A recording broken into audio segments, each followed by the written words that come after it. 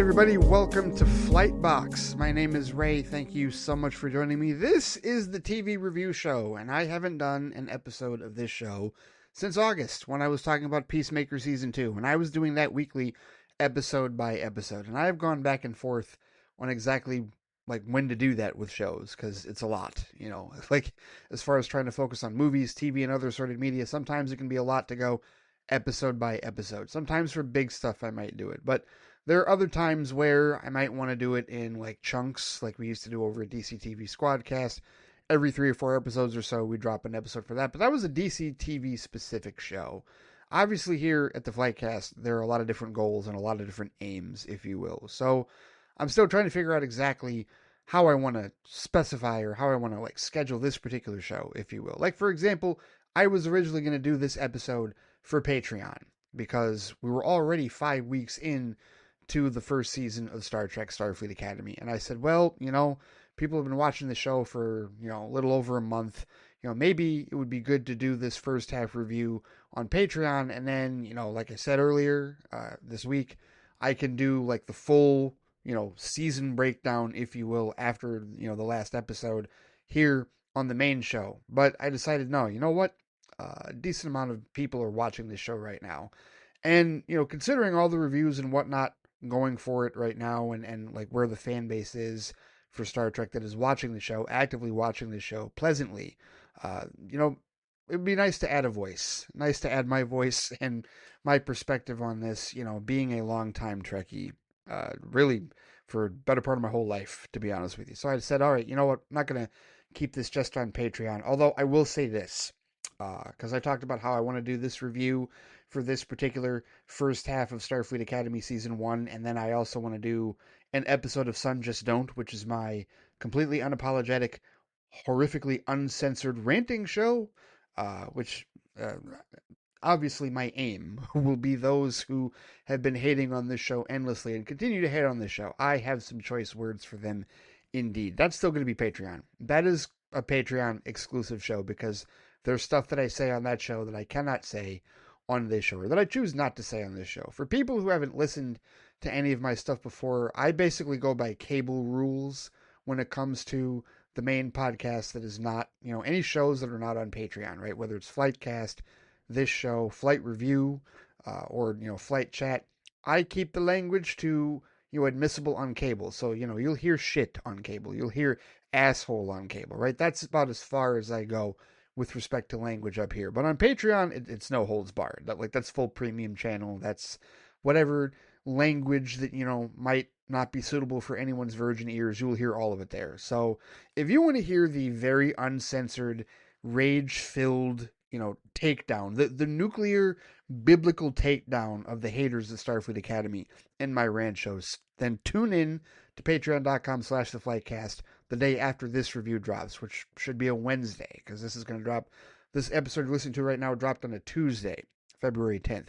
Wednesday, February 11th, you're going to hear the rant show. That'll be the first time you can hear the rant show, and it will be uncensored. It will not even remotely be safe for work. But if you're somebody that has felt a lot of frustration towards the haters of Starfleet Academy, and you just want to hear somebody else speak for you, maybe in a visceral, explosive sense, then I invite you humbly to listen at patreon.com/theflightcast. Any and everybody that is flight crew and up will be able to hear that particular episode. Thank you so much if you were so inclined, especially those of you who are subscribed already to patreon.com/theflightcast. But with respect to all of that, I do want to get into my main review of Starfleet Academy. And of course, I just mentioned the Patreon, so I can also take this opportunity to remind anybody that has never listened to my shows before that you can find this main show and all of my other shows at theflightcast.com. All of my primary shows. There's the FlightCast that I normally do on Tuesdays, but decided to change the schedule up a bit. Tuesdays, Thursdays, and Sundays are usually the days I would say are designated for top side shows that are not Patreon. Also Fridays, but not every Friday, because Fridays can be a flight review day. If I go see a movie after work, which may happen this particular week with respect to Gore Verbinski's new film, Good Luck, Have Fun, Don't Die. I think I might go see that this particular Friday. So that will be a day, so Tuesdays, Thursdays, Fridays, and Sundays, generally speaking, you'll get one of 4 shows. You'll get the Flightcast. You'll get this show, Flight Box, for TV reviews. You'll get Flight Review for movie reviews.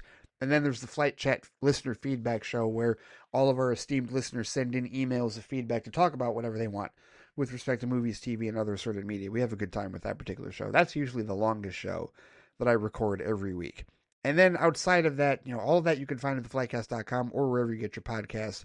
Apple Podcasts, Spotify, Pandora, you can find this show at all those places, or, using whatever podcatcher you use. You can also find it at the Flightcast YouTube channel because I do have a YouTube channel. Just search the Flightcast, and you will find every episode of these shows posted there for your listening pleasure, if you will. So thank you so much for that, those of you who are brand new to the Flightcast podcast network. So before I get into my thoughts on Starfleet Academy, I just want to drop the disclaimer. Now, a lot of you who have listened to my shows before, you already know how much of a Star Trek fan that I am. I'm going to try and keep this brief for anybody new that might be listening to this show. The bottom line is, I've been a Trekkie since I was 9 years old. I got into the show in 1991, around the time that Star Trek VI: The Undiscovered Country was releasing, and I was a year removed from having first seen my first science fiction, touch of space stuff with Star Wars, right? And of course, Star Wars is fantasy, but takes place in space. And my grandmother was babysitting me one Saturday evening, and she was flipping channels. WKBD 50 in Detroit came up, and I saw different spaceships with different people firing lasers at each other. And I told her to turn back to that particular show, and that's when I discovered Star Trek with respect to the original series, which would come on every Saturday night at 11 o'clock. And then before that, the Next Generation would come on every Saturday night at 7 o'clock, brand new episode, right? So I would get a double dose of Star Trek with TNG at 7, original series at 11, every Saturday night, in my formative years. And this was during the 5th season of TNG. And then, of course, found out about the movies and said, all right, we got to get all the movies from Blockbuster, which we did, watched all of those. Rest is history. I've been a massive Trekkie for 35 years of my life. And counting. It is my most favorite franchise in the world. There are only 2 Star Trek shows I have not seen in their entirety, and that is Enterprise and Prodigy. And I will see those at some point. I just have not sat down to really watch them because there's too much shit to watch. However, if we're talking original series, if we're talking TNG, DS9, Voyager, any of the Kelvin Timeline movies, as well as the original Timeline movies, and any of the Paramount Plus shows, I've seen all of it. And I have thoughts on all of it. I've reviewed quite a bit of it, actually. I've reviewed Discovery and Picard on Patreon and here on the main shows as well. I've reviewed Lower Decks, like all of it. Like, I'm a huge fan of it. There's Star Trek as a franchise has to work really hard for me not to enjoy it. I have a very open mind when it comes to Star Trek as a franchise. And I imagine it won't be any different when I finally do watch Enterprise and Prodigy in their entirety. I want to give that as a primer to anybody to understand exactly where I'm coming from with my thoughts on Starfleet Academy. You're not talking to a rookie. You're not talking to somebody that is uninitiated. I've forgotten more about Star Trek than most of you listening to this show will ever know. And that is not me being braggadocio. That's not me, touting my knowledge. That's just me letting you know that I know what I'm talking about. I know my shit when it comes to this franchise, as far as knowledge and as far as historical precedents, things that have been done in the past, all the behind the scenes stuff, all the cast, all the crews and all that. I know all of it. I do. As much of it as possible, I guess you could say. I'm the type of person that people will never play me, ever, in Star Trek trivia because they know there's no possible way they can beat me. And again, this isn't ego. This is just me letting you know that everything I'm going to say about Starfleet Academy is coming from the perspective of not a novice, not a noob, not even a casual fan. I am a diehard. I am a 1,000% diehard. This franchise runs through my veins and is a part of me forever, right? Like, this franchise has changed my life literally in so many ways, subtly and not so subtly, for the better part of my existence on this planet. I love it to death. It is, without question, the number one franchise ever. If they came to me tomorrow and said, Ray, there's only one franchise you can watch for the rest of your life, what is it going to be? I will happily, gladly choose Star Trek. If it's the only thing I ever watch again, I will be living an extremely happy life knowing that I was enriched by this franchise and this franchise alone. I watch other things, but Star Trek takes the cake, and there is no other franchise on this earth Not Star Wars, not DC, not Marvel, not anything else that will ever take the place of Star Trek as far as my hierarchy. It is number one, numero uno, God tier for me. Okay? Just letting you know that to give you full operational context on exactly where my perspective on Starfleet Academy is coming from. Now, with all of that being said, it did take me a minute to finally binge through the first 5 episodes of Starfleet Academy, and it really wasn't the show's fault because I have an issue with respect to schedules and with respect to keeping track of shows. As I said earlier, there's too much shit to watch. And literally around the time that Starfleet Academy was releasing, so did Wonder Man, like in the middle of it. And it's like, okay, well, what am I supposed to do? I still haven't watched Wonder Man yet. And it's like, okay, there's this and then there's these movies. I went and saw Send Help. It's like, how do I keep all this shit straight and still work a regular 9 to 5? It's very difficult. Very difficult, but I struggle with organization. And a lot of times it's easier for me to binge shows than it is for me to watch them weekly. So there was a bit of a delay. And I had stayed largely in the bubble with respect to Starfleet Academy. And then the 5th episode happened. For those of you who have watched the show, you know what I'm talking about. Series Acclamation Mill. That particular episode happened, and there was a pair of spoilers that I couldn't avoid. I'm not talking about the overall plot of the episode, but just there were 2 character reveals that occurred that unfortunately I saw. And I said, all right, well, I can't go any further. I've just got to binge this now because I have to see this episode. I have to know what is going on with respect to this. And to be clear, going into Starfleet Academy, I already had my expectations set. Now, mind you, I am someone, as I said earlier, I have been a fan of this franchise since I was 9. Is there a single Star Trek show in existence that I don't in some form enjoy? The answer is no. I enjoy all of it, truthfully. If you were to ask me for a rank right now, I would say number 1 is probably Deep Space Nine. That is probably my favorite Star Trek series of all time. And then right behind that would be TNG. I started TNG in season 5, and then I would say original series after that, and then Voyager. Right, that those are for the big 4 with respect to the originals. Right, if we're talking the Paramount Plus era, my favorite show in the Paramount Plus era is pretty much a toss-up. It's hard to think of a hierarchy because I really did enjoy all of them. All 5 seasons of Disco, yes, were really good. I still actually need to finish season 3 of Strange New Worlds, and I will, and I'll probably review that on Patreon because I didn't finish it, but I gotta hurry up on that. And again, not the fault of the show. It wasn't like I got 4 episodes in and then the one where they were doing the parody of the original series tuned me out. No, I actually really liked that episode because of the whole concept of them testing a holodeck. No, I just need to finish it.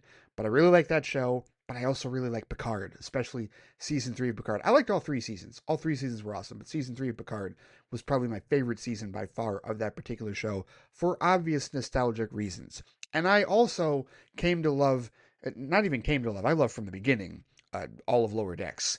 The animated Star Trek sitcom that I didn't know I needed. And I am now a massive fan of Tawny Newsome from that show and for a number of other things, but also, Jack Quaid was amazing as Boimler, Eugene Cordero as Rutherford, Noel Wells as Tendi. I loved all 4 of them. I love that Dawn Lewis was Captain Freeman. I love that Phil LaMarr got to play her husband, the Admiral, because that was La Barbara and Hermes reunited in space in my favorite franchise. It was amazing. From Futurama, for people that don't know. I love the fact that Ransom was voiced by Jerry O'Connell, who is, of course, the husband of Rebecca Romaine, who plays number 1 on Strange New Worlds. And they made a nice in-joke about that between the shows. I love that.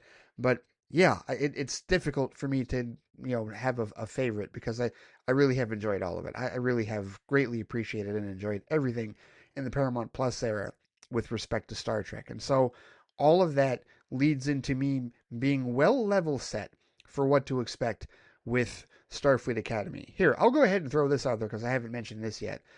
The Star Trek movies, I own Section 31. I do. I own the Steelbook of Section 31, and I'm not ashamed to do so. I do not care if it is the least favorite Star Trek movie on Earth. I don't care. I still liked it for what it was, and I am not nearly as harsh on it as others because it's still Star Trek. I don't care if you hate it. I don't care if you think it's the worst thing the franchise has ever done.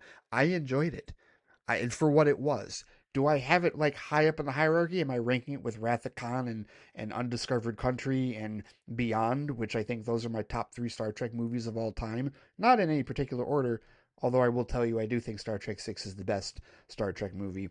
And then maybe Wrath of Khan's right behind it. Maybe I got to re-adjudicate this, but I know that Star Trek Beyond is in my top three. I know that because that movie is a 2 hour long episode of the original series in Kelvin Timeline format, and it's phenomenal. I love that movie the most out of any of the Kelvin Timeline films. Anyway, am I placing Section 31 that high in the pantheon? No, but it's still Star Trek, and I still enjoy it, and I don't care.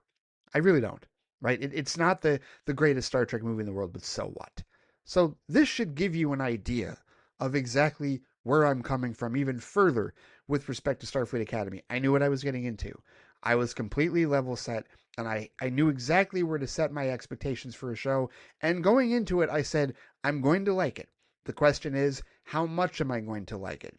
And now I have a definitive answer for you, at least through the first half of season one. So here are my high level thoughts on the first half of Starfleet Academy season one. I like it a lot. I really do. And again, the reason that I like it a lot, I feel like a big part of the reason that I like it a lot is because I knew exactly what I was getting into. I knew what kind of show this was going to be from the beginning. And I feel like fans that, have such a tough time with Star Trek, new Star Trek in general, they cannot let go of their prior conceptions. They cannot let go of their pearls. They can't stop clutching. They have to hang on to everything that they grew up with. And they fail to realize that what is being made in the Paramount Plus era really is not designed for them. It's not.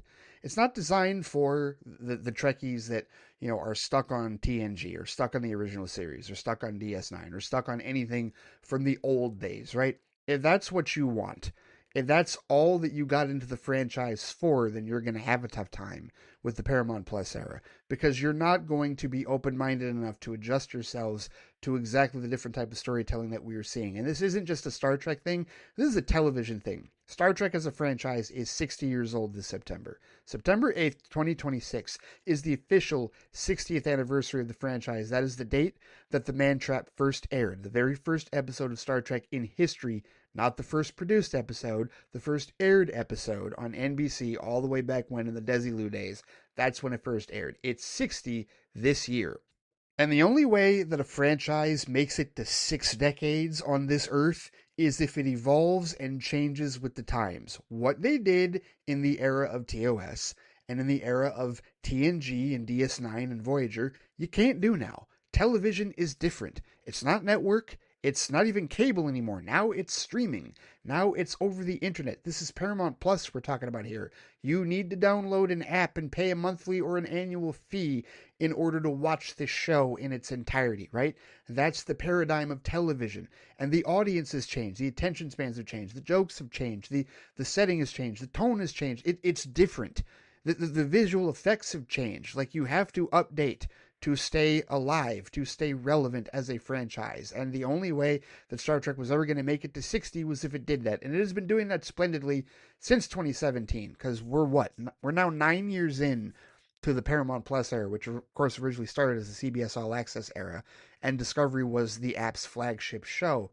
And now we're at this point where, okay, we're telling different world building stories with each of the new Star Trek series, right? Discovery was an opportunity to update what we knew about the original series timeline, right? So, get out of that push button click stuff that we saw in the 60s and, process, at least for those first 2 seasons, this was really where they were at technologically speaking. And then they decided they didn't want the show to continue to be in the shadows of the original series in Kirk's era. So let's throw them 900 years into the future and tell some new stories about where Starfleet ends up back, down there, right in the 32nd century. And that's what the last 3 seasons of Discovery, which is where the show really came into its own, develop. And from that, we are now able to tell some really new stories with respect to the essence of the franchise. And that's what I don't understand. And again, this is going to be the polite version of me, like taking aim at a lot of the pearl clutching fans' arguments and the gatekeepers' arguments is for people that tell me that Starfleet Academy isn't Star Trek, for people that tell me that Paramount Plus Star Trek isn't Star Trek, you're missing the plot. You're completely missing the point. Because with Starfleet Academy, it's very obvious that it's all about going back to the roots of the franchise. It's going back to the roots of the show. It's going back to the roots of Starfleet Academy as an organization. And for anybody out there that would have rather this show take place during the prime timeline era because they say, well, hang on a second. As far as the Paramount Plus shows, I mean, they gave us Picard in season 3, and that was awesome, right? And even Lower Decks, timeline wise, Lower Decks takes place in between what? Voyager and Picard, right? Because when we get to Picard, Romulus has been destroyed and there are refugees and he's been helping them out, right? But obviously, Lower Decks is closer to the TNG era because Riker and Troy are still aboard the Titan. He's still a captain of that ship. You know, that's where Boimler has his hero worship of him, right? So it's a different part of the timeline. If you put a Starfleet Academy show in that era, then you're talking about a Starfleet Academy that has already been well established, that has been running for however many generations, and is a well-oiled machine.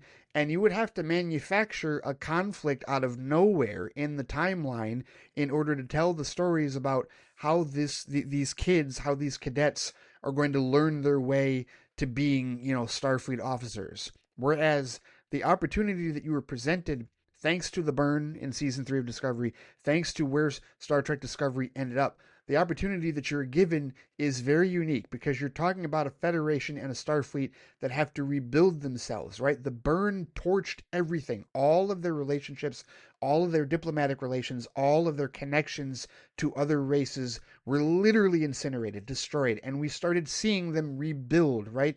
We found out that there's Navarre, right? The Romulans and the Vulcans did come together, right? And we're bringing them back into the fold, right? We're getting the band back together. That's what it literally has been with Star Trek Discovery and going into this show. We're getting the band back together. Okay, what happened with the Bajorans and the Cardassians? Oh wow, they actually lived together in peace and clearly mated because now our president is half Bajoran, half Cardassian. Why the hell not? It's been however many hundred years, like 800 years since DS9, 900 years since the original series. And why wouldn't that type of evolution occur? Of course it would. But it's all about reestablishing connections and reestablishing your principles after having them torn asunder for what? Better part of 120 years is what they said? There's been 120 years since there was a Starfleet Academy. And the setting of the show is literally that Starfleet is repositioning itself back into its old charter, right? Remember, explore strange new worlds, seek out new life and new civilizations, right? Boldly go where no one has gone before. They weren't focused on that during the burn because everybody was separated and it was very not necessarily violent, although it was violent, but it was very adversarial. They had to keep their guard up. Everybody had their shields active in that regard. That's why there was a war college, right? I'm getting into details that we now know about this show. That's why there was a war college instead of the Starfleet Academy, because it was all about military only, right? This is what the Red Hats and Nerd MAGA, this is the part of Star Trek that they've latched onto their whole lives. Military and structure and boot camp and good phasers and photon torpedoes and explosions and battles and toughness, right? That's all Starfleet had to be during the burn. And now that Discovery helped them reconnect and bring themselves out of that warlike nonsense. Yeah, and I say nonsense, even though there was a good amount of that. Obviously, certainly in Deep Space Nine, right? That turned into a war show against the Dominion, and you had your conflicts with the Borg and the Klingons and the Romulans and whatnot in TNG and Voyager as well, right? I get all of that, but the point is that the way that Discovery and the Paramount Plus era, the futuristic Paramount Plus era of Star Trek presented things was that Starfleet and the United Federation of Planets had lost their way and had become disenfranchised, right? Like a lot of alien races, a lot of races that were part of the Federation turned their back on them and became very insular. And so now it's a rebuild. We're in rebuild mode. And this is a perfect opportunity to do a show like Starfleet Academy. Because now you have an actual scenario where, hey, we haven't had this in 120 years. Let's start it up again. Let's start training cadets again to be Starfleet officers the way that it used to be way back in the day before the burn even happened. It's a perfect reset button. It makes all the sense in the world. It is a much more organic story to tell from that perspective. So they use Discovery as the vessel, as the vehicle for them to be able to tell this organic story about the rebuilding of Starfleet Academy. It makes all it's perfectly logical. It's literally like Spock would approve of this, guys. It is literally the most logical course of action to see for a show like this. And we've never seen a show that's specifically focused on Starfleet Academy. Closest we got was what? The First Duty? The Wesley Crusher Red Squad episode. What was it? Red Squadron. You know, the whole thing with Joshua Albert and Nicholas Locarno. That, you know, not Tom Paris, basically played by Robert Duncan McNeil and Cito Jackson. Remember that whole thing? Like, that's the closest we got to like a Starfleet Academy show. Not even the episode Lower Decks in season 7 of TNG, which helped inspire the Lower Decks TV series by Mike McMahon. Not even that is Starfleet Academy, because they're already on the ship. They're already like ensigns at that point, right? We're talking about at the actual school. What goes on at an actual school for Starfleet? This was the best opportunity for that, to finally see that. And that's what intrigued me going into the show was, all right, let's see how this rolls. Let's see what they do. Let's see what the processes are. Let's see how they build this, because we've never seen Starfleet. We've never seen Star Trek from this perspective, not the perspective of the seasoned senior officers, the captain and his senior staff and whatnot. No, or even from the perspective of the ensigns, you know, that are trying to work their way up to the bridge, right? We've seen those perspectives already. Now we're seeing it from the perspective of literally the cadets. Literally the kids that are learning and have a lot to learn and are rough around the edges and make mistakes and are kids, right? Like literally are, you know, like early 20s at best, trying to learn their way through the galaxy and figure out how to make a better, how to make themselves better and how to go through life and go through the growing pains and whatnot. We get to see that. And that's what I was looking forward to with the show. And that is what we've gotten so far in these first 5 episodes. It's a damn school show. Seriously, if you've seen one school show, you know what the plot line is. You know what the structure of a show like this is, and that's why nothing in this show should seriously surprise you whatsoever. And I've enjoyed the hell of it, truthfully. I binged all 5 of those episodes late at night. It took it was a little over 5 hours, you know, about 5.25 hours, I would say. I binged through the first 5, and I'm thoroughly enjoying this show. I'm thoroughly enjoying the dynamics. I'm thoroughly enjoying the structure. I'm thoroughly enjoying the setting.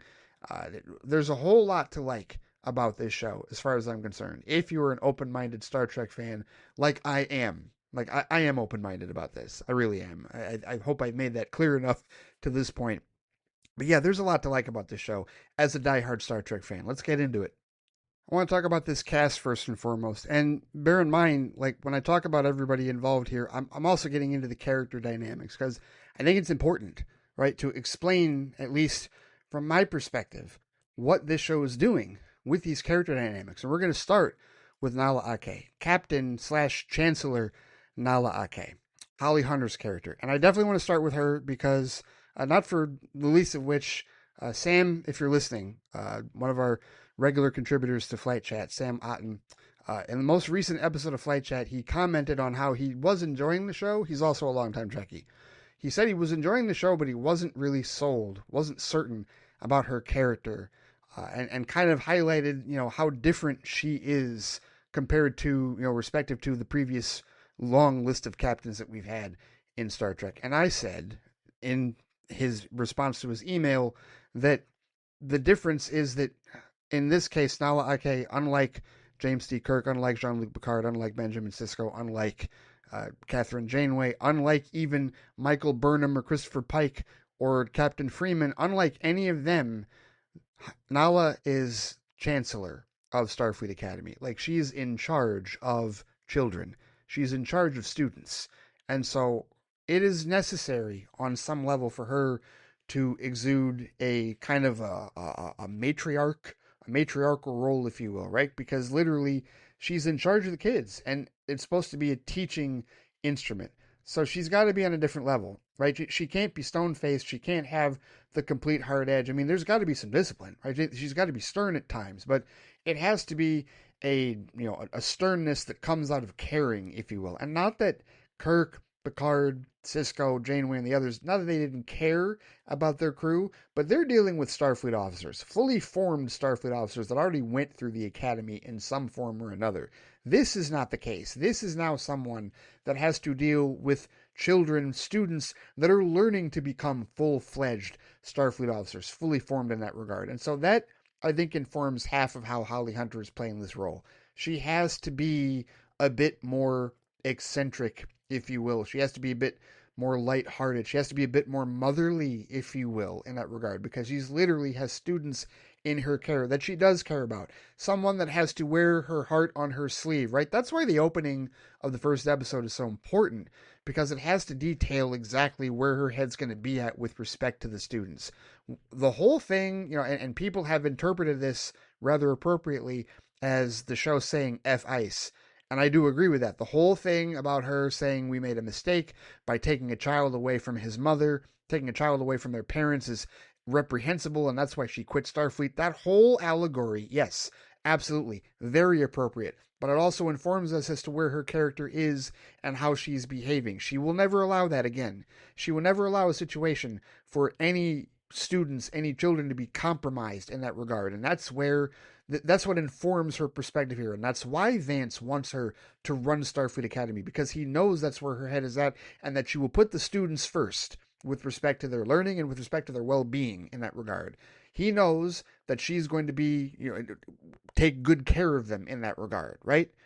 Being the guiding hand, right? And you see it in her addresses, and how she speaks to each of the students and the cadets and whatnot, and like how her whole demeanor towards the student body comes from that place. That's half of her performance.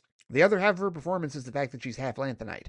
And Lanthanites are a race that, we were first introduced to with Pelia, Carol Kane's character in season 2, that started in season 2 of Strange New Worlds, right? And they're eccentric, and they're very old, like even older than Olarians. And in Nala's case, she is only half Lanthanite, but she's been around for 422 years. She's 422 years old.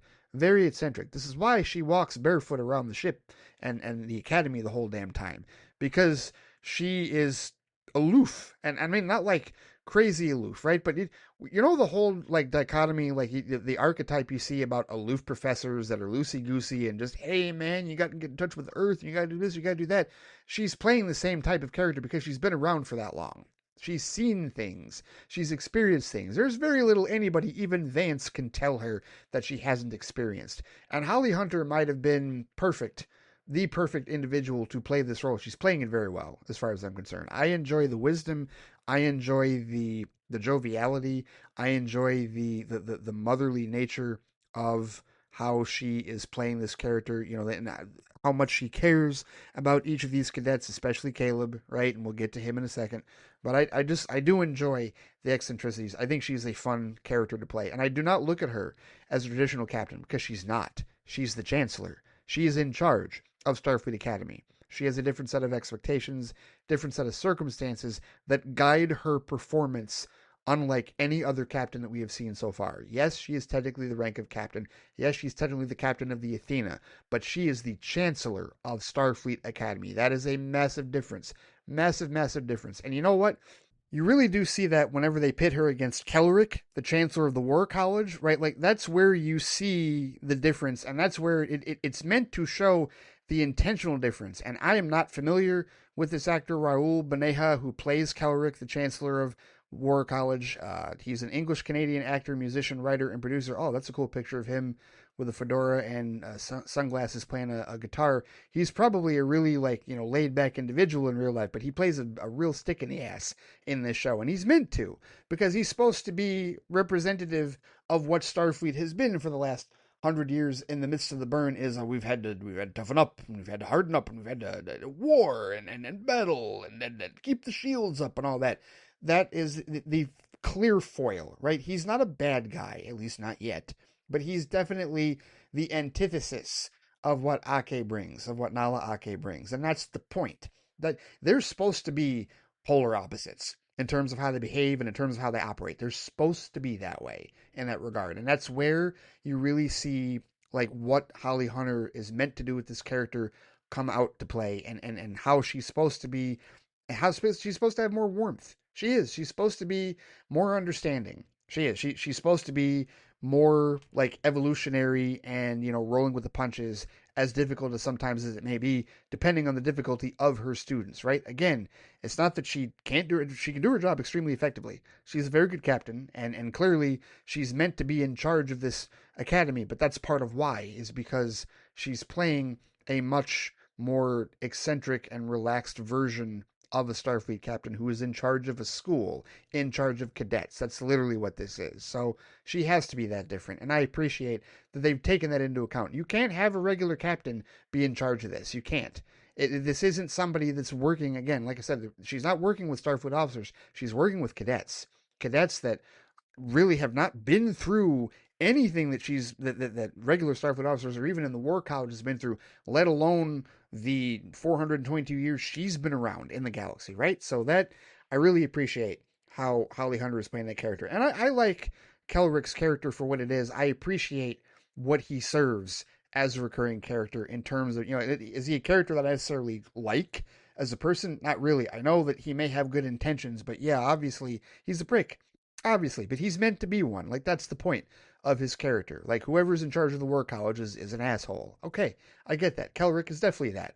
But that's the point. That's what he's supposed to be. That's where the conflict comes into play in terms of exactly what cadets and what members of Starfleet are supposed to be doing, or what are the philosophies behind that. All right. So you've got those dynamics, and then you get into the rest of the staff. Now, before I talk about Lurathok and how much I love that particular character, I do want to bring up Robert Picardo, because this is cool, right? And one of the things that they took the opportunity to do with Starfleet Academy was say, all right, listen, with respect to our prior Star Trek shows, if there's anybody that is like kind of a holdover, anybody that we can bring into this new show to be somewhat of a bridge, if you will, even temporarily, from the older guard, let's go ahead and do that. And there's really not very many characters whatsoever that you can bring 800 years into the future from TNG or DS9 or Voyager into the future. You can totally bring the Doctor into it, because he was never like, flesh and blood in the first place. He's always been photonic. He's always been a hologram. Now, we don't know precisely, we don't have the full backstory of what happened in the 800 years since Voyager. We just know he's here. And to be honest with you, he's more involved in this show than I thought he was going to be. I thought he was just going to be here for a little bit, popping in here and there. No, he's been full on present as a member of this staff, and that's awesome. I love that Robert Picardo is having a resurgence, if you will, as the Doctor, because he was awesome in 7 seasons in Voyager, and to see him back again, he is a great connection to the past, and I really enjoy that. I think that was a very smart decision to bring him back into the fold and to make him a regular part of this particular cast. And he's a regular part. I think he's in every episode so far. He is definitely not, he's not he's not listed as a recurring cast member. He is listed as a main cast member, and that is cool. I really like that. All right, Lurathok, love her. Absolutely love her. Gina Yashere, who I am not terribly familiar with because I did not watch Bob Art's Abishola on CBS, although I've heard it's hilarious. And I haven't seen any of her stand-ups because I know she's a comedian. Like, she's phenomenal. And to be honest with you, this was one of those characters that when I first saw the picture, I went, oh, I'm going to like this character. Just the concept of this character. Half Klingon, half Jem'Hadar. Look, here we go. Let's get into this a bit, shall we? And again, this is going to be the nice version, okay? Listen to me, Trekkies. Listen to me, diehard Trekkies. What do you expect 800 years into the future? Let's really think about this, because Gina Yashere has said that she's gone on the internet, social media and whatnot, and she is active. She has a Threads account that I now follow. She has said that the message boards were up in flames, right? 50-50, because there were people like me that were very curious to see where her character was going to go. And then there were the Pearl Clutchers and the Gatekeepers that said, there were never any female Jem'Hadar. They were genetically bred, and she's not addicted to Ketracel White. Yes, because it's not Deep Space Nine, okay? I'm not going to get into rant mode here. I'm going to save that for Patreon. The fact of the matter is, 800 years into the future, if you don't think it's possible for somebody to re-engineer the Jem'Hadar so that A, there are female, and B, they can mate with others, like, I don't know what to tell you. Because seriously, you just think that everything is supposed to stay the same for 800 years? No wonder you vote the way that you do in real life. Oh, I'm sorry, did I say that out loud? Yeah, I did say that out loud. Whatever, no apologies. My point is, I was really intrigued for this idea. And I love that we have gotten so much of her history so far. And we haven't done a huge deep dive, but we have learned a bit with respect to how she was raised as a hybrid, right, with a Klingon parent and a Jem'Hadar parent, and think about that for a second, okay? Just here, go back to those of you like the diehard Trekkies. Go back to season 4 of DS9. Remember the episode, the first Wayun episode? Remember that one? Remember where they had to pair up with the Jem'Hadar and find those rogue Jem'Hadar that were trying to find the Iconian gateways? Remember that episode? That's an awesome episode. Clarence Williams III, may he rest in peace, played first a Metaclon, right? The one that threatened like the life of Sisko because he wouldn't kill who was it? I forget who had made the mistake and he wouldn't take him. I forget who it was, but at any rate, like that whole thing where he threatened him and Worf said he will not live long to boast about it should he carry out his threat. I'm paraphrasing what he said. My point is that if you didn't see from that point on a clear, like, oh, there are similarities, right? They even say this in one of the episodes. There's literally a point where Lurathok says that one parent told her victory is life, the other told her it is a good day to die. Now, aside from the writers doing their homework, tell me how those aren't similar. You know what? Go back to the 5th season episode of DS9 when they were captured by the Jem'Hadar and they're in that prison and Worf is continuously being made to fight the Jem'Hadar in combat, right? And this is where he gains the respect of the real Martok, and it's this whole thing about, well, they're going to write songs about you and do this because there are similarities between the Klingons and the Jem'Hadar. It makes all the sense in the world that over a period of 8 centuries, they might hook up. It totally makes sense. And I love how Lurathok plays her character. I love her veracity and just her she's very blunt, she is very harsh at times, but also has like, you know, a rational head about her, right? And you know, some of the best humor in this show comes from her. And again, when it comes to humor, it's all about the situational comedy, because situational humor as to me always is superior to one-liners and you know, just, you know, forcibly inserted jokes and whatnot. Situational humor, and she's really good at that. Gina Yashere is playing the hell out of this character. I love the dynamic between her and Tig Notaro, and that's the other thing, bringing Jet Reno into this as a regular instructor. Like, this is also a carryover. It's like, okay, look, so we've got a carryover in the Doctor from the old guard, and now we're bringing in a carryover from the early, you know, from the rest of the Paramount Plus era, from Discovery in particular, right? So we're bringing the worlds together with regular characters, right? I like that. That's thinking, right? That's putting things together organically with respect to putting together this cast. I love the dynamics. I love the humor. I love the vibe that they bring to this, right? The idea, okay, they're gonna be the awesome instructors, right? And what are they saying? They're calling them the awesome space aunties, because that whole scene about them in dinner. Oh, I've watched that scene multiple times because they posted the clip on Instagram, and oh, it's awesome. I love this dynamic. I do. This it's fun and it's organic and they have great chemistry. They play it really well. This cast really does feel like it has some very organic chemistry from top to bottom. And I haven't even talked about the actual cadets yet. So let's get into them, and let's of course start with Caleb. We have to start with Caleb. And why do we have to start with Sandro Rosta as Caleb? Because again, we're talking about archetypes here. Now we've gone over how, you know, Captain Ake is the chancellor, and she's got that archetype as the, you know, the warm leader of the school, if you will, that can be, you know, tough when needed, you know, tough love and that kind of thing, right? And we've got Lurathok and, you know, like her disciplinary style, if you will, right? We've got the Doctor, who's his very instructional style, but believes in the arts and whatnot, right? Like he's a vestige of the old guard, right? And then we have Jet Reno, who's like the engineer, but is like the engineer that's trying to teach you like metaphysically through like, you know, like how everything is learned in that regard, right? And then so these are the archetypes that you see in the school show, and then you get to the students, right? And out of all the students, okay, you have to have different dynamics with respect to the cadets. And you know what? Talking about the group of cadets in general, right? Like just generalizing for a second. Here's the deal, okay? You've got to have the cadets that are like, you know, lifers, like I'm doing this because this is what I want, right? And they all have the different archetypes in that regard, right? Like when you look at Genesis's character, played by Bella Shepherd, she's the overachiever. She's the one that's, you know, always gotten straight A's and has always been the best and has always been the leader, right? And she's got that like, up her, she's got that pedigree, like, in her head, especially being the daughter of, a high ranking official, an admiral, right? Like an admiral's daughter. So there's that pressure, and there's those issues that she deals with, the pressure of excellence, the pressure to be, like to stand out and be the leader of the group. There's that archetype. There's the archetype of the second asshole, right? Because Caleb is the first asshole, but the second asshole that we get introduced to is Raimi, right? And Raimi is Kyonian, and we learn in the very first episode that he can survive in space for a short amount of time without a spacesuit. But he is definitely the overachiever that is trying to do everything that he can to like get out of his family's shadow, because his family basically, treats him like nothing if he's not excellent. So he's got those family pressures, right? And I'm not familiar with George Hawkins either. These are new characters. Bella Shepherd, I'm not familiar with. George Hawkins, I'm not familiar with. But this kid Raimi is from a wealthy homeworld that gives him certain expectations for his time at the academy, right? So you've got that aspect, right? So you've got the preppy, right? He's the preppy, he's the rich kid, right? So you've got the rich kid and you've got the overachiever, right? These are the dynamics of a school show, okay, right?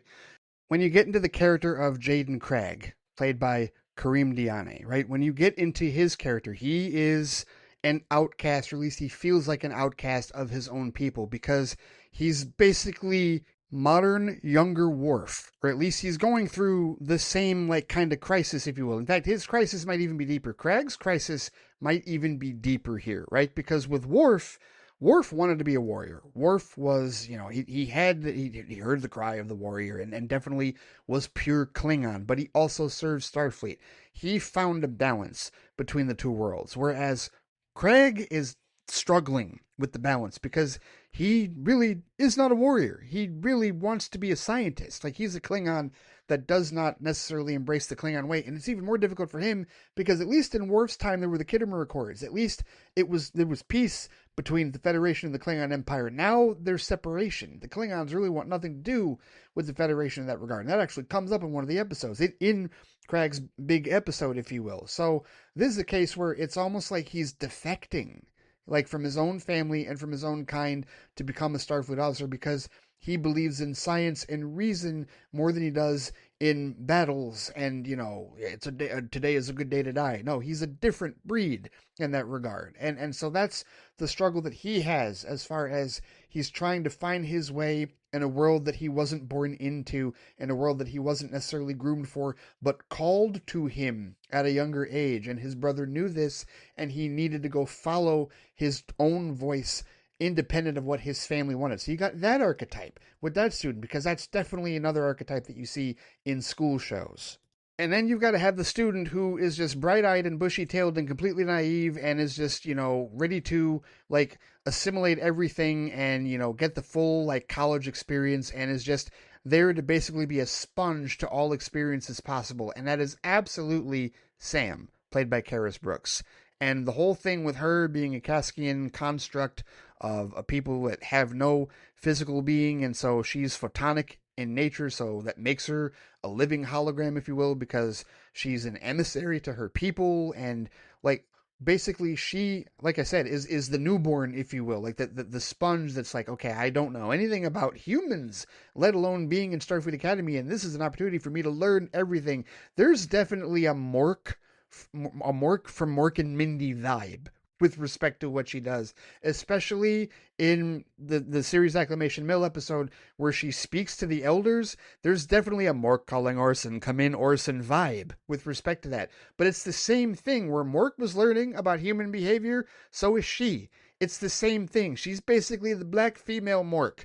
And I love that. She's probably, right now, especially after the 5th episode, my favorite character in this show. I love her character. I really enjoy all these characters, but I'm just trying to illustrate here, these are the different archetypes that you see in a school show, the different types of student archetypes that you see, which means at some point with everybody that I have listed, you have to have the one student who is completely against the rules, doesn't believe in the institution, is fighting it tooth and nail, and is really only there because he feels like he's obligated to be there, and that's Caleb. That's absolutely Caleb.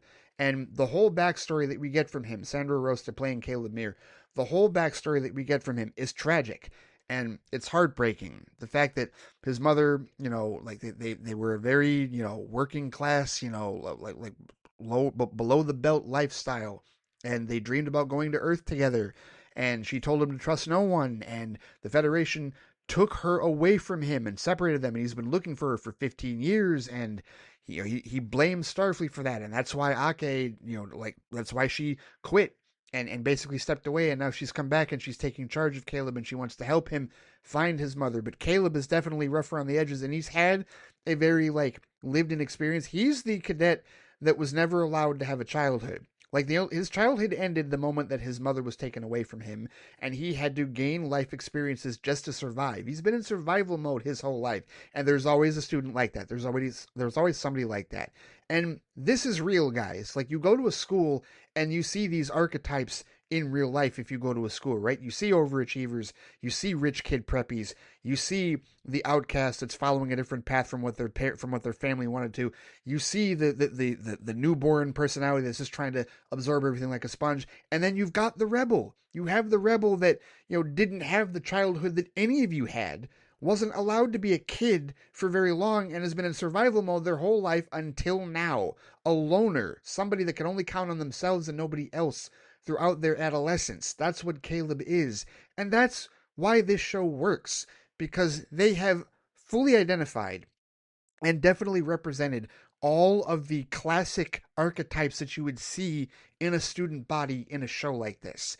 And each of these characters portray that, and they really do it very well, quite honestly. Through 5 episodes, I'm very impressed. We've gotten certainly plenty of focus on Caleb and his story through the first couple of episodes. I love the fact that we did get some more insight on both Raimi and Genesis with respect to their dynamics and in the whole the War Games episode that they did. I love the fact that Craig got his own episode so we could go into his past and get an update on where the Klingons are in the 32nd century. And of course, I love what they did with Sam. I love Sam's whole episode. So I imagine we're going to get a more Genesis focused episode later and get some more perspective on her, and maybe even some more perspective on Raimi as well through the next 5 episodes for sure. But I have no complaints. All of these dynamics that I'm talking about, these are all things that you would find in a show like this. These are all things that you should organically find in a show like this, a school setting, if you will. These are the types of students, these are the types of dynamics that, when organically brought together, create a great vibe.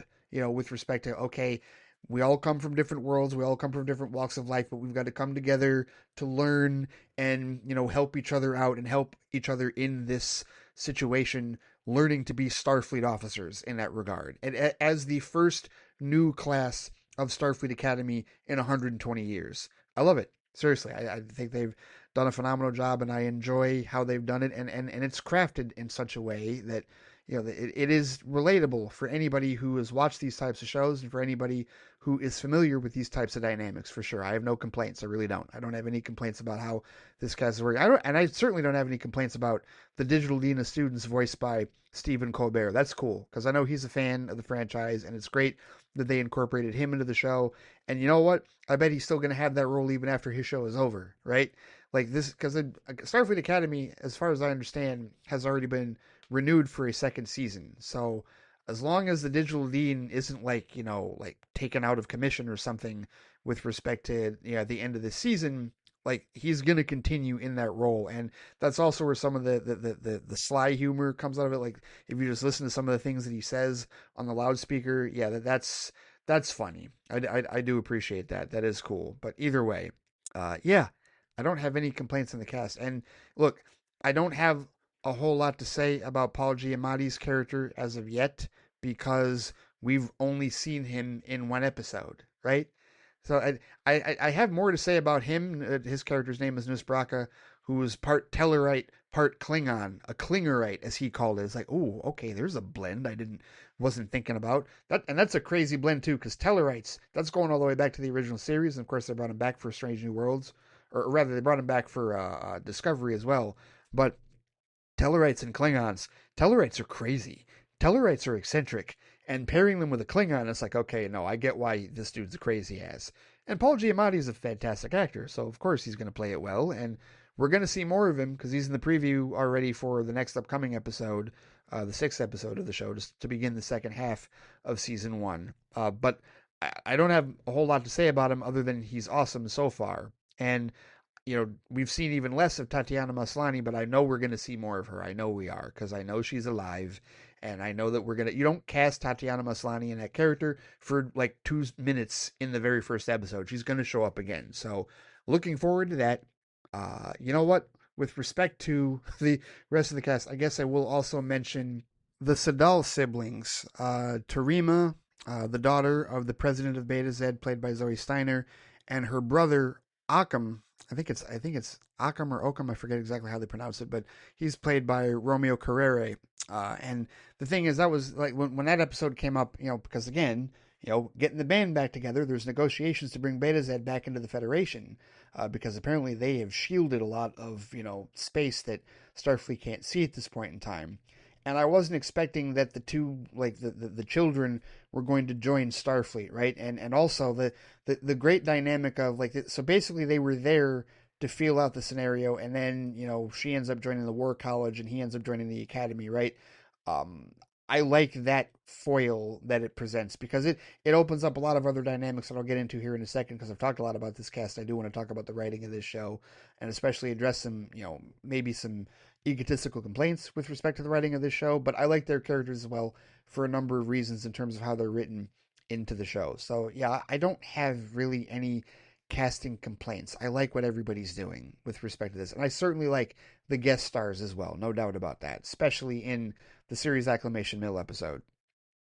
But the thing is, I've heard a decent amount of people complain about the writing of this show. Even the people that are not like fiercely against the show, the people that are like, "Hey, it's not my tempo, but if you like it, hey, it's great that you like it." Or the people that are like, I kind of dig it, but not really, because the writing is just so subpar and whatever and blah blah blah. Here's my issue with complaints about the writing for the show. Again, when I hear somebody complain about why can't they write science fiction properly anymore? This isn't a science fiction show. It's not.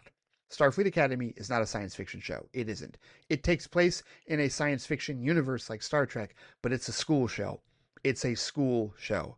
I don't know how many more times I can say that, which means you're not watching science fiction dynamics. You're watching teen dynamics. You're watching student dynamics. You're watching younger people, the younger generation, figure out how to become adults.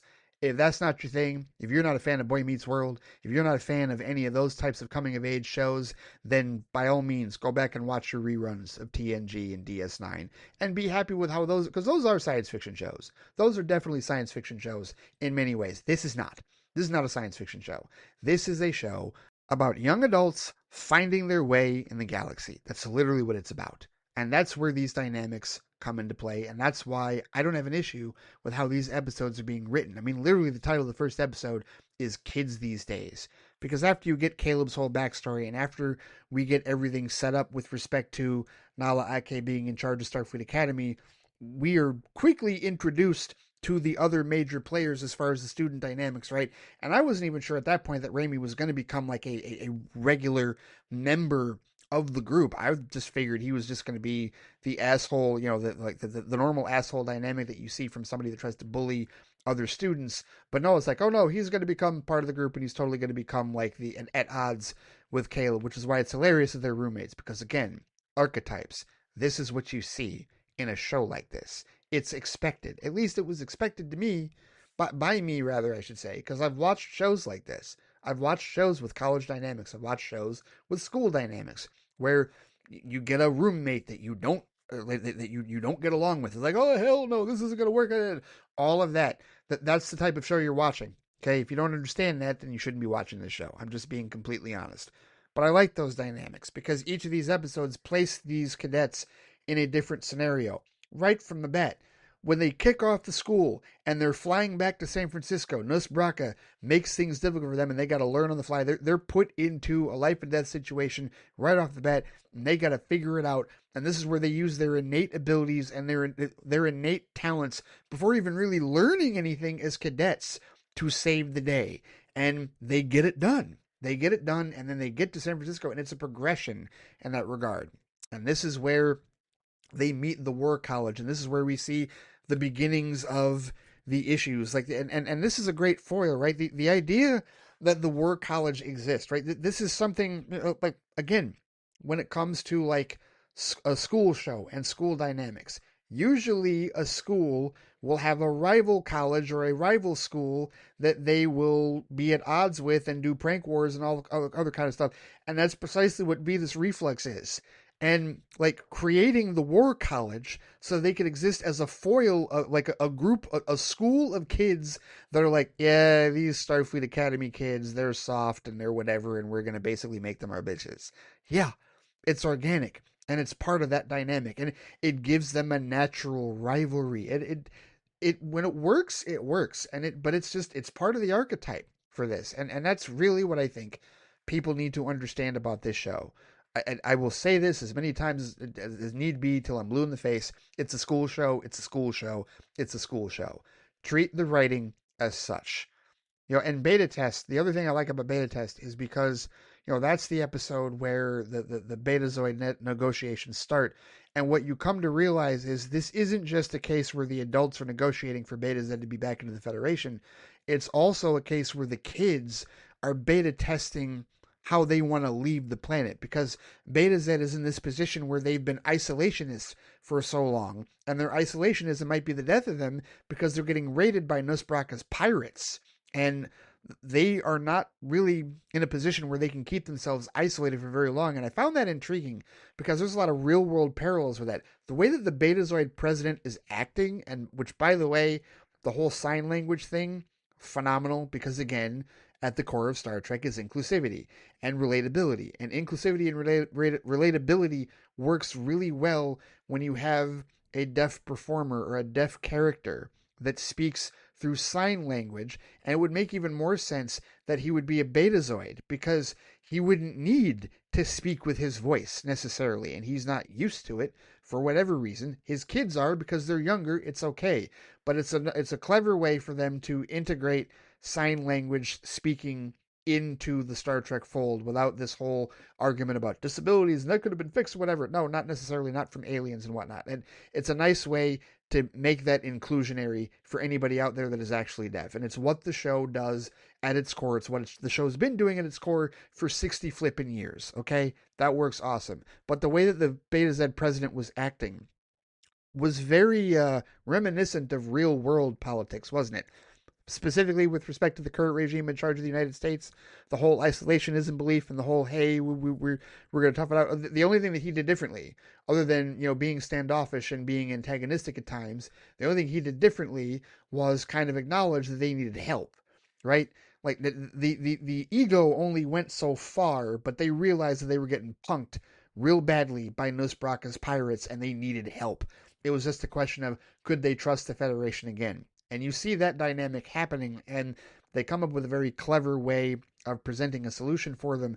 But on top of that, what you really come to realize is that the kids, right, his children and other kids of Beta Z, they are tired of being isolated on the planet, and they want change, right? That's been identified from the beginning of the episode. They want change. They want to leave the planet. They want to expand their reach in the galaxy. So the fact that she joined the War College and he joined Starfleet Academy makes perfect sense, because they want off of their planet. They want to experience the rest of the galaxy, and they were scouting the Academy out. They were scouting the school out. They were scouting San Francisco out, going, okay, we can totally expand our horizons here in that regard.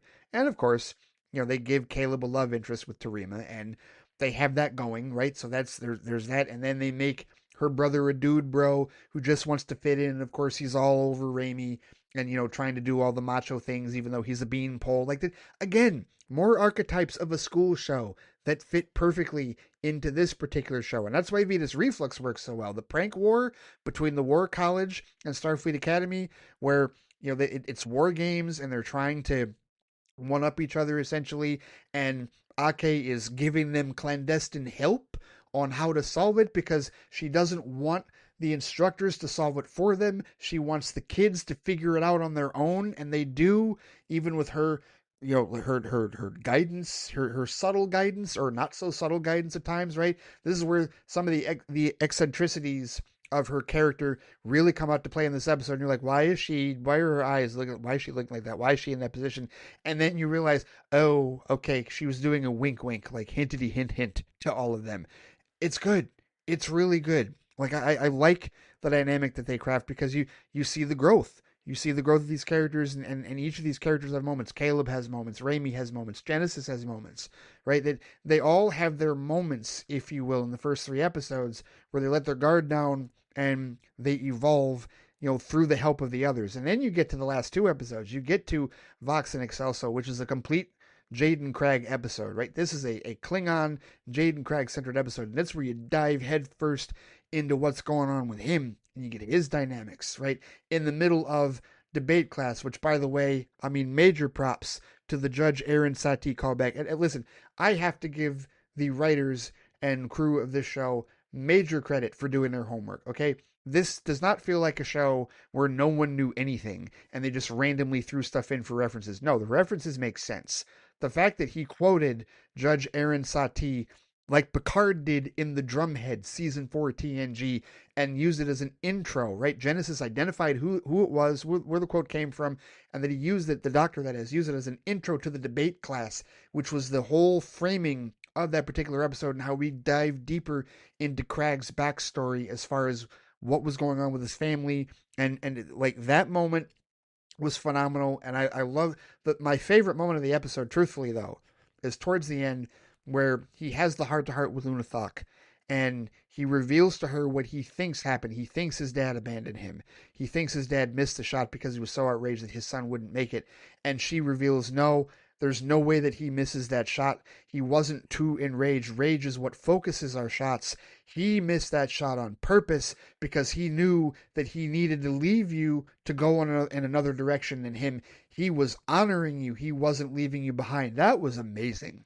That was amazing, and that was really emotional. It was a great moment between Kareem Diane and Gina Yashere, and I love that. That was a fantastic moment. That was a really heartfelt moment in that episode, and that's arguably the second strongest episode of this whole first half of the season, like so far, because the strongest one by far is Series Acclamation Mill, and yeah, it's because I'm a huge DS9 fan.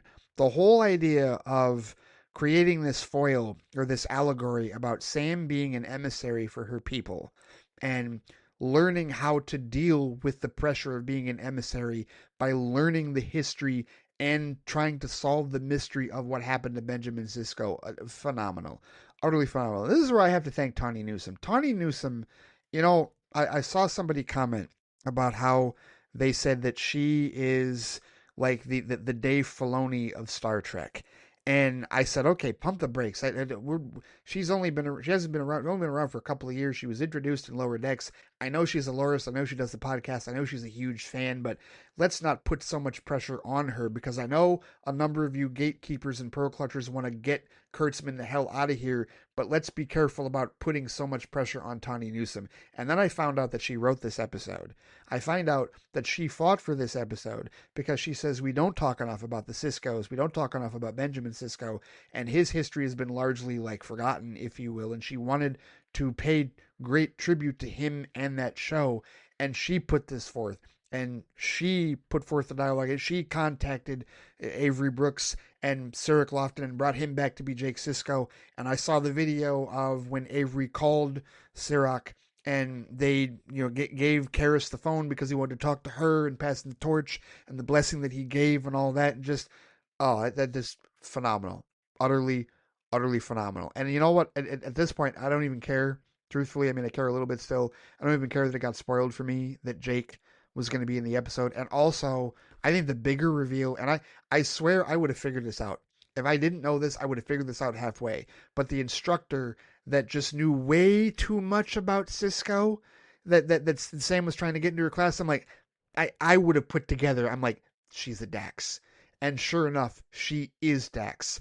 Isla Dax, played by Tawny Newsome herself. And to me, like that right there is, at that point, I'm like, okay, I get it. I do. I get it. When people that are calling Tawny Newsome like the Dave Filoni, like I get it, because my God, she is a massive fan. And for her to do this and for her to be such a lorist and for her to pay tribute to Sisko and the character in such a manner, I mean, it worked so well. Like it was such a beautiful, heartfelt tribute. It was great to see Sarek Lofton back as Jake.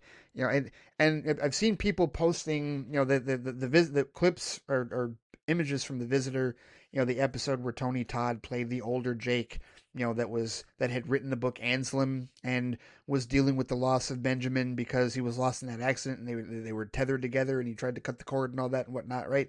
And they've been juxtaposing it with the current images that we've seen of Sirach playing Jake again, and coming back to the role. And it was just like, man, it just felt great to see him. It did. It felt amazing to see him and to do the deep dive back into DS9 lore like this, and to have Karis Brooks as Sam at the heart of it. And it was not lost on me whatsoever that was the first episode that came out during Black History Month. Of course it was. It was meant to be. Whether they intended that to be the case, it was meant to be that with these characters. It is the blackest episode of the show, and I love it. I love it. I love it. I love it. It's so good. And it's my favorite episode so far. It's by far my favorite episode. And I am pleased that a lot of fans that may have been on the fence about Starfleet Academy definitely were won over by that episode, because it is an incredible tribute. It's a fantastic tribute to DS9, and it is so well done. And Tawny Newsome, take a bow. You have done such a remarkable job in these last number of years, being a part of this franchise, not only as the lead of Lower Decks, but also being, in the crossover episode with Jack Quaid in Strange New Worlds, season 2. And now to do this, to become part of the writer's room for Starfleet Academy, and to write such a loving tribute to Cisco, to such a loving tribute to DS9, and also to organically play Isla Dax as an instructor at the Academy. Oh, it was so good. It was so phenomenal. I love it. I absolutely love it. And so you're not going to hear me complain whatsoever with respect to the writing on this show. It's awesome. It's outstanding. It's a school show. I love all these dynamics. I love what they've done so far. I love all the callbacks. Everything has been organically presented. Nothing has felt forced. Everything has felt extremely reverential and tributary. Like they've paid great tribute to the entirety of the Star Trek franchise so far throughout this show. And I'm all for it. It's really well done, truthfully. What could I possibly complain about visually? The Paramount Plus era of Star Trek has been absolutely gorgeous visually. The visual effects in all of the shows have been absolutely top notch. We're talking Kelvin timeline cinematic quality with respect to what they've done. And of course, they're going to continue that here. This is a gorgeous looking show.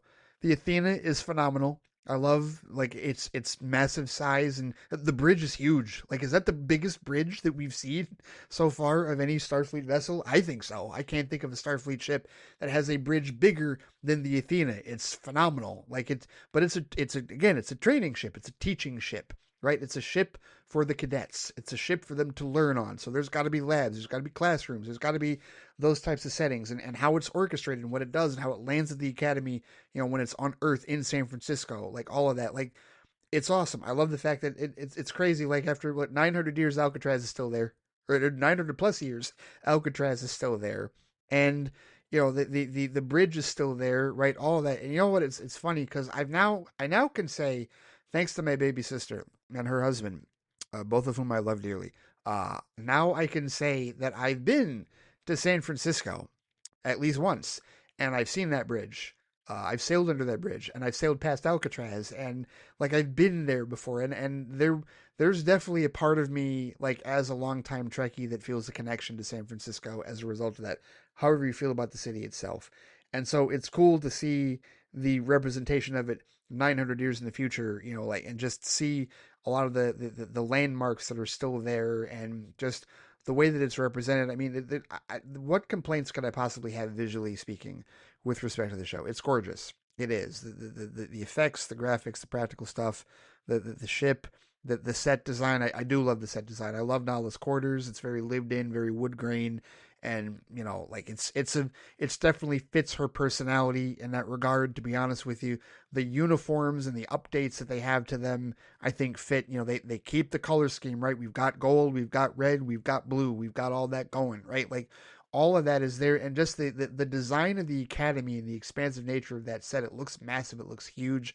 It's great. What do I have to complain about whatsoever? Even when it comes to the alien designs, right? When we get to the updated Klingon designs, and the updated designs for like a soft Ferengi in there at one point, and you see the other aliens, right? Like people were talking about the people from Sharon, the Beal and Lokai's people. Like we've seen a few of them, and people are like, the Pearl Clutchers are like, well, they're not supposed to be around. Their planet was destroyed. Oh, really? So you're telling me that when Sharon was destroyed, and let that be your last battlefield, you're telling me that nobody else from that planet escaped? Only Beal and Lokai escaped? Bullshit. Absolute bullshit. If they both found a way off the planet, if Lokai stole a damn Starfleet shuttle and was just flying, tooling around through the galaxy when the Enterprise discovered him, if they could find a way off the planet, others could find their way off as well. So clearly, there were more of them in the galaxy, and they survived, and they've evolved through 800 years into the future. So whatever. Just, oi. Done with all that. I cannot wait for that rant. But at any rate, I have no complaints whatsoever visually with the show. It's gorgeous. It's utterly gorgeous. I love it. With respect to sound, I've said before that Star Trek, at its core, one of the most important things about Star Trek is that it has to sound like Star Trek. And Jeff Russo knows what Star Trek sounds like. He does. We're talking about the man that composed Discovery, and certainly did music for Star Trek short treks, did the first 2 seasons of Star Trek Picard. He arranged and conducted the title card music for the third and final season, which was composed by Stephen Barton and Frederick Weidman. He is a veteran, right? He did the main theme for Strange New Worlds, which, Naimi Melamad took over the baton for that show. But Jeff Russo is a veteran of Star Trek as far as the Paramount Plus era is concerned. So he knows what the franchise is supposed to sound like and what it's supposed to feel like. And we hear it, or at least I hear it, right? And it comes in a long-standing tradition, going all the way back to Alexander Courage, and then, of course, through Jerry Goldsmith, who, just his epic composition, the man that created the theme for Star Trek The Motion Picture, which became the theme for Star Trek TNG. And then, of course, he scored The Motion Picture, he scored Final Frontier, he scored First Contact, he scored Nemesis. I think he scored Insurrection as well. Yes, he did. He scored all of those, if I'm not mistaken. Seriously, like, his tradition. And then, of course, you get into, Dennis McCarthy and Jay Chataway and, and Ron Jones and their work that they did on the TV shows, on the, between TNG, DS9, and Voyager in that regard, right? And we go down the list here, like it's a big pedigree of orchestral sounds that you get that's supposed to match the grandeur and is supposed to match the scope and scale of Star Trek as a franchise. And Jeff Russo understands that. He understands it very well, and he's been a veteran of it for the last 9 years. So I have no complaints whatsoever with how he's orchestrated it here, because this is supposed to be a score that still makes it feel like Star Trek, even though we're dealing with kids, even though we're dealing with cadets. And we're dealing with not finished products that are trying to become Starfleet officers, and it still feels like Star Trek. It still feels the way that it's supposed to in a school setting, in an academic setting with respect to Star Trek. So yeah, no complaints whatsoever with Jeff Russo's score either. So yeah, honestly, my final thoughts on this first half of Starfleet Academy, I love this show. I'm enjoying it more than I thought I was going to enjoy it. And I know I was going to, right? That's the thing. You got to understand about me. I'm a very open-minded Trekkie. I have been my whole life. I knew I was going to enjoy this show because any Star Trek is better than no Star Trek. It is. Okay, I'm not one of these like arrogant assholes that just sits here on my high horse and goes, "Oh well, Star Trek must be this, Star Trek must be that." No, screw that. Star Trek was meant to evolve. Shows like this, franchises like Star Trek, do not get to 60 years unless they evolve. And they've evolved several times. They evolved from the original series in 66 into the animated series in the early 70s, the Filmation series, which I own all of, into the original series movies, which even that underwent a transformation, right? Think of the whiplash effect from the motion picture to Wrath of Khan, right? And then they ran with that going forward for the next 5 movies after they course corrected there, right? Then think about the course correction of, hey, we're going to do this entirely new show that's set in the 24th century with a whole new crew and cast and all that, right? A whole different Enterprise that's generations afterwards, right? And that gets 7 seasons, and then that spins into Deep Space Nine, which is a completely different show than TNG because it's not exploration, and it's not seeking out new life, new civilizations. It's war and dealing with refugees and the Bajorans and the Cardassians and the Dominion and all that, right? And all of that drama. And then you do a Lost in Space Star Trek show after that, right? Like that there was that period where TNG into DS9 into Voyager where the show literally evolved 3 times. Like 3 different evolutions of Star Trek you saw in that period. And then Enterprise comes in after that where it's like, okay, let's go all the way back to the beginning, even before the time of Kirk, and show the early days of the Federation, right? And even though that only lasted 4 seasons, it definitely made a mark on a lot of Trekkies. And I'm certain, again, as one of the only 2 shows in the entire franchise that I have not seen, I know I'm going to enjoy that. And there's going to be a lot of context that I'm finally going to get with certain references and whatnot when I finally watch that and Prodigy. And yes, I've still already seen some of the Easter eggs that I know exist from those shows, Prodigy especially, in this show. But my point is, those were big points of evolution. The Paramount Plus era was a big point of evolution as far as what we saw with Discovery and Strange New Worlds, and even Picard as it evolved through 3 seasons to tell, the later years, the current years, if you will, of Jean-Luc Picard, in the early 2500s, the late 2400s in that regard, right? Lower Decks, giving us a whole new flavor with an animated sitcom feel that definitely breaks the fourth wall a number of times and speaks to us as fans and talks about Star Trek as a fandom while still being in canon, while still being, canonically present in the universe. Strange New Worlds, which takes us back to the era before the original series and is leading directly into the original series, but giving us the adventures of the Enterprise in episodic form for those of us that crave that episodic form, right? Where we've gotten more on Christopher Pike than we ever have before, more on Spock, more on, Una Chen Riley and Uhura and Chapel and everybody involved. Like, this is how a franchise evolves, right? We've had all of that through 60 years, and now we are getting a look at the cadets. We're getting a look at the academy. We're getting a look at the young blood, and setting it in this time period after Discovery makes all the sense in the world. It was the most logical decision for them to do this, and I applaud it. I look forward to it. I will be watching this weekly now that I'm fully caught up. I will stay caught up. I will watch every Thursday. I'm not going to do an episode of FLITE BOX for each episode every Thursday. What I'm going to do is I'm going to wait for, we'll get through that second half. And then after the season finale, then I will record another episode to talk about the back end of season 1 and just wrap everything up in a big bow and add on to my thoughts that I've now just shared with you here as far as how much I thoroughly enjoy this show. And definitely it's Star Trek. I'm not surprised. I'm not disappointed. I expected to enjoy this show because I expect to enjoy all Star Trek. And there really isn't. Look, I have hierarchies with respect to Star Trek. What do I think is the actual worst Star Trek movie? Well, I still think, believe it or not, and you may disagree with me on this, subjectively speaking, it's all subjective. I still think that in the grand hierarchy of Star Trek movies, Final Frontier is probably still worse than Section 31. It probably still is. It really. Because there are things in Star Trek V, The Final Frontier, even though I don't hate any of these movies. I do not hate a single one of the Star Trek movies. I don't. Because I don't like hating movies in general. And like, you can't own part of a set, and I need to have all of them in my collection, in my library, if you will. But like, there are definitely some things that I liked in Section 31 better than I liked it. Like, I found more things to like in Section 31 than I found to like in Star Trek V, truthfully. And look, you are welcome to agree to disagree with me on that. But I say all of this to say that being an open-minded Trekkie means that I'm going to pretty much enjoy all of it and I don't care. Like, yeah, I'll have my nitpicks here and there in my critiques, but I'm not in this to not enjoy things. I'm not in this to not be happy. And I'm not interested anymore at this point in life in the whole, well, no, Ray, there's got to be something you don't like. If you're not skeptical about something, then you're just going to accept whatever schlock they give you. That's not how this works, guys.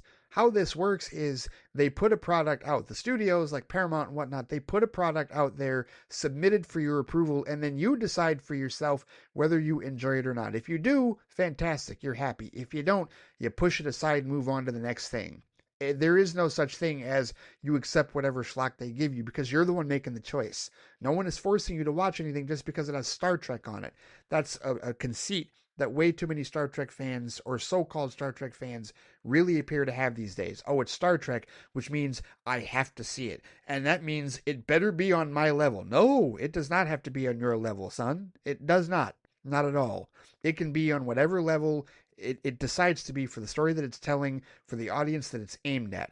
And if Starfleet Academy is not on your level, hey, it is what it is. It's all subjective. Again, Pluto TV now has 4 Star Trek channels because they finally separated the original series and TNG into their own channels. They were like sharing a channel where like every couple weeks or whatever they would switch. Like, okay, we showed TNG this month, now we're showing original series for the next week or so, right? Well, they've changed it now. Original series has its own channel. TNG has its own channel. DS9 still has its own channel, and Voyager still has its own channel. If this isn't your speed, if you don't want to subscribe to Paramount Plus and enjoy Starfleet Academy, then you can go right ahead and go on over to Pluto TV for free $3.99 with ads and commercials and PSAs for Paramount Plus. You can go ahead and watch all those classic episodes to your heart's content and live in yesteryear. That's your business. But again, people like me, Star Trek fans like me that enjoy all of it, also enjoy being happier than you. Just saying, right? I enjoy being happier than Star Trek fans that can't enjoy this show or the Paramount Plus era for whatever reason. I enjoy that. And I would say that about any franchise. I say that about DC all the time. The people that like the DCU but can't stand the DCEU, I love being happier than those people. I love that. It gives me great joy every waking moment of my life to know that I am happier than those pathetic individuals. The ones that always have to keep taking shots at Zack Snyder and Batman v Superman and all that, right? Like, I am happier than them, and I will always be happier than them. Same goes with Star Trek.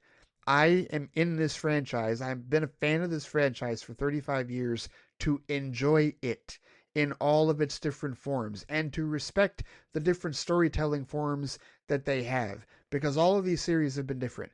Not a single one of these series has been a carbon copy. The closest we've gotten to carbon copy is TOS and TNG, because they both had the same, like expectation, if you will, in terms of what the crew was doing. And then Strange New Worlds, maybe a little bit also kind of leans into that. But every other show has had a different premise. DS9, different premise. Voyager, different premise. Discovery, different premise. Lower Decks, different premise. Picard, different premise. And now Starfleet Academy, different premise. This is how a franchise gets to 60 years. And I'm all for it. Absolutely all for it. Bring on the second half of season 1 and let's get it going. Seriously. It's got an 88% fresh rating, I think, on the Hell site, if I'm not mistaken. At least that's according to the wiki. Let's see. Have they updated that? I don't know. Let's see what is the Hell site saying right now. Yes, it is still sitting at 88% fresh on the Hell site Rotten Tomatoes through the critics. Of course, it got review bombed by Nerd MAGA and all those pathetic little twits. So it's sitting at 43% for the average popcorn meter. But yeah, that's garbage, right? Those are the same people that gave the Melania documentary a 99%. Ooh, oh my goodness, yes. We can trust those rational individuals? Not at all. No, this show got review bombed because Star Trek is apparently too woke for them. And again, the correct answer, the objective answer to when Star Trek as a franchise became so woke is September 8th, 1966. That's literally when Star Trek became so woke. So those people, quite honestly, can get the hell out of the fan base. And I have a lot more choice words for them in my Son Just Don't Rant on Patreon. Stay tuned for that tomorrow. I cannot wait to unleash with respect to that. But wanted to have the rational talk about Starfleet Academy here on this episode. Hope I got through all my thoughts on it. Bring on the rest of season 1. Looking forward to it weekly now. I will stay up on this, no doubt. And with that, that will close out this episode of FLITE BOX, my first episode of this show in months. Thank you so much for listening. Thank you so much for supporting the FlightCast. Thank you so much for hearing me and entertaining my thoughts on the latest and greatest from the franchise that is Star Trek, the franchise that is most near and dear to my heart more than any franchise on this earth. I love it so, I really do, and I'm so glad that I'm enjoying this particular show. If you are also enjoying this show, or if you have any thoughts on the show, even if they are respectful, dissenting thoughts, because it is all subjective, and if you're somebody that legitimately has issues that go beyond wokery because you don't like the lesbian aunties, or you don't like the teeny bopper writing, right? Like actual, like, rational, like, issues that you have with the show, and you want to have a discourse, you want to have a respectful discourse that doesn't devolve into nonsense and bullshit, right? Or if you want to talk about how much you love the show, I love that. Like, I love when we talk about things that we love more than we talk about things that we don't love, right? That's what anybody should do in life. You want to have a respectful conversation about Starfleet Academy, or if you want to talk about how much you love it, or if you want to talk about anything else with respect to movies, TV, and other assorted media on our feedback show, Flight Chat, You know where to find me on Instagram and Threads at the Flightcast, on BLUESKY at Flightcast. You can also comment on the posting for this episode on the Flightcast YouTube channel. There's also the Flightcast Facebook page, and of course I can be reached by email at ray@theflightcast.com. All right, take care. Stay safe out there. Seriously, stay safe out there. I will see you all next time, and until then, live long and prosper. All right, take it easy.